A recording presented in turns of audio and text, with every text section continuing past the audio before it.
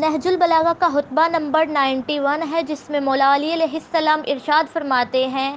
اے لوگو، میں نے فتنہ و شر کی آنکھیں پھوڑ ڈالی ہیں، اور جب اس کی تاریکیاں موجوں کی طرح تہو بالا ہو رہی تھیں اور دیوانے کتوں کی طرح اس کی دیوانگی زوروں پر تھی، تو میرے علاوہ کس کی جرأت نہ تھی کہ وہ اس کی طرف بڑھتا۔ اب موقع ہے، جو چاہو مجھ سے پوچھ لو، پیشتر اس کے کہ مجھے نہ پاؤ۔ اس ذات کی قسم جس کے قبضہ قدرت میں میری جان ہے، تم اس وقت سے لے کر قیامت تک کے درمیانی عرصے کی جو بات مجھ سے پوچھو گے میں بتاؤں گا، اور کسی ایسے گروہ کے متعلق دریافت کرو گے جس نے سو کر ہدایت کی ہو اور سو کر گمراہ کیا ہو، تو میں اس کی للکارنے والے کی، اسے آگے سے کھینچنے والے اور پیچھے سے ڈھکیلنے والے، اور اس کی سواریوں کی منزل اور اس کے ساز و سامان سے لدے ہوئے پالانوں کی اترنے کی جگہ تک بتا دوں گا، اور یہ کہ کون ان میں سے قتل کیا جائے گا اور کون اپنی موت مرے گا۔ اور جب میں نہ رہوں گا اور نہ خوشگوار چیزیں اور سخت مشکلیں پیش آئیں گی،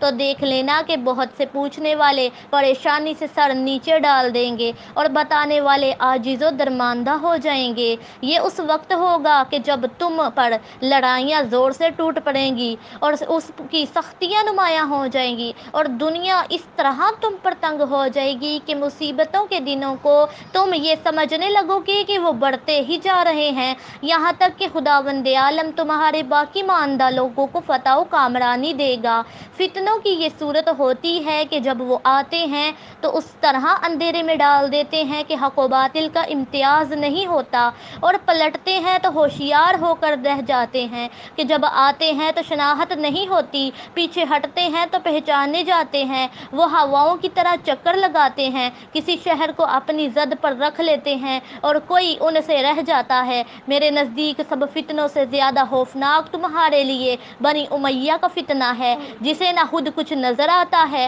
اور نہ اس میں کوئی چیز سجائی دیتی ہے۔ اس کے اثرات تو سب کو شامل ہیں، لیکن خصوصیت سے اس کی آفتیں خاص ہی افراد کے لیے ہیں۔ جو اس میں حق کو پیش نظر رکھے گا، اس پر مصیبتیں آئیں گی، اور جو آنکھیں بند رکھے گا وہ ان سے بچا رہے گا۔ خدا کی قسم، میرے بعد تم بنی امیہ کو اپنے لیے بدترین حکمران پاؤ گے۔ وہ تو اس بوڑھی اور سرکش اونٹنی کی مانند ہیں جو منہ سے کاٹتی ہو اور ادھر ادھر ہاتھ پیر مارتی ہو اور دوہنے والے پر ٹانگیں چلاتی ہو اور دودھ دینے سے انکار کر دیتی ہو۔ وہ برابر تمہارا قلعہ کما کرتے رہیں گے، یہاں تک کہ صرف اسے چھوڑیں گے جو ان کے مفید مطلب ہوں یا کم از کم ان کے لیے نقصان رساں نہ ہو، اور ان کی مصیبت اسی طرح گھیرے رہے گی کہ اس نے داد خواہی ایسی ہی شکل کی جائے گی کہ جیسے غلام کے لیے اپنے آقا سے اور مرید کی اپنے پیر سے۔ تم پر ان کا فتنہ ایسا بھیانک صورت میں آئے گا کہ جس سے ڈر لگنے لگے گا، اور زمانہ جاہلیت کی مختلف حالتوں کو لیے ہوگا۔ نہ اس میں ہدایت کا مینار نصب ہوگا اور نہ راستہ دکھانے والا کوئی نشان نظر آئے گا۔ ہم اہل بیت علیہ السلام اور رسول ان فتنہ انگیزیوں کے گناہ سے بچے ہوئے ہوں گے، اور ان کی طرف لوگوں کو بلانے میں ہمارا کوئی حصہ نہ ہوگا۔ پھر ایک دن وہ آئے گا کہ اللہ اس شخص کے ذریعے سے جو انہیں ذلت کا مزہ دکھائے اور سختی سے ہنکائے اور موت کی تلخ جام پلائے اور ان کے سامنے تلوار رکھے اور خوف انہیں چمٹا دے، ان فتنوں سے اس طرح علیحدہ کر دے گا جس طرح ذبیحہ سے کھال الگ کی جاتی ہے۔ اس وقت قریش دنیا ما فیہا کے بدلہ میں یہ چاہیں گے کہ وہ مجھے صرف اتنی دیر کہ جتنی اونٹ کے ذبح ہونے میں لگتی ہے کہیں ایک دفعہ دیکھ لیں، تاکہ میں اس چیز کو قبول کر لوں کہ جس کا آج کچھ حصہ بھی طلب کرنے کے باوجود دینے کے لیے تیار نہیں ہوتے۔ مولا علی علیہ السلام ارشاد فرماتے ہیں: اور وہ نشانات جنہیں بارشوں کے سیلابوں نے زمین کے کیڑوں کے چلنے پھرنے اور سر بلند پہاڑوں کی چوٹیوں پر بالوں پر رکھنے والے طائروں کے نشیمنوں اور گھونسلوں کی اندھیاریوں میں چہچہانے والے پرندوں کے نغموں کو جانتا ہے، اور جن چیزوں کو سپیوں نے سمیٹ رکھا ہے، اور جن چیزوں کو دریا کی موجیں اپنے پہلو کے نیچے دبائے ہوئے ہیں، اور جن کو رات کی تاریک چادروں نے ڈھانپ رکھا ہے، اور جن پر دن کے سورج نے اپنی کرنوں کو نور بکھیرا ہوا ہے، اور جن پر کبھی ظلمت کی تہیں جمی جاتی ہیں اور کبھی نور کے دارے بہہ نکلتے ہیں، پہچانتا ہے وہ ہر قدم کا نشان، ہر چیز کی حس و حرکت، ہر لفظ کی گونج، ہر ہونٹ کی جنبش، ہر جاندار کا ٹھکانہ، ہر ذرے کا وزن اور ہر جیدار کی سسکیوں کی آواز، اور جو کچھ بھی اس زمین پر ہے سب اس کے علم میں ہے۔ وہ درختوں کا پھل ہو یا ٹوٹ کر گرنے والا پتا،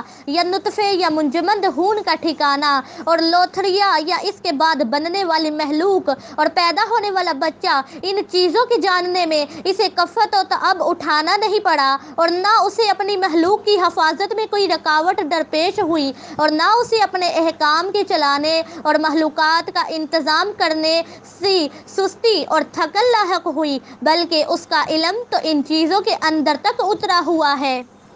اور وہ ایک ایک چیز اس کے شمار میں ہے۔ اس کا عدل ہمہ گیر اور اس کا فضل سب کے شامل حال ہے، اور اس کے ساتھ وہ اس کے شایان شان حق کی ادائیگی سے قاصر ہے۔ اے خدا، تو ہی تو سیف و ثنا اور انتہائی درجے تک سرا ہے، جانے کا مستحق ہے۔ اگر تجھ سے آس لگائی جائے تو دلوں کی بہترین ڈارس ہے، اور اگر تجھ سے امیدیں باندھی جائیں تو بہترین سرچشمہ امید ہے۔ تو نے مجھے ایسی قوت بیان بخشی ہے کہ جس سے تیرے علاوہ کسی کی مدح اور ستائش نہیں کرتا ہوں۔ میں اپنی مدح کا رخ کبھی ان لوگوں کی طرف نہیں موڑنا چاہتا ہوں جو ناامیدیوں کا مرکز اور بدگمانیوں کے مقامات ہیں۔ میں نے اپنی زبان کو انسانوں کی روح اور پردہ مخلوق کی تعریف و ثنا سے ہٹا لیا ہے۔ بار الہ، ہر ثنا گستر کے لیے اپنے مدح اور انعام و اکرام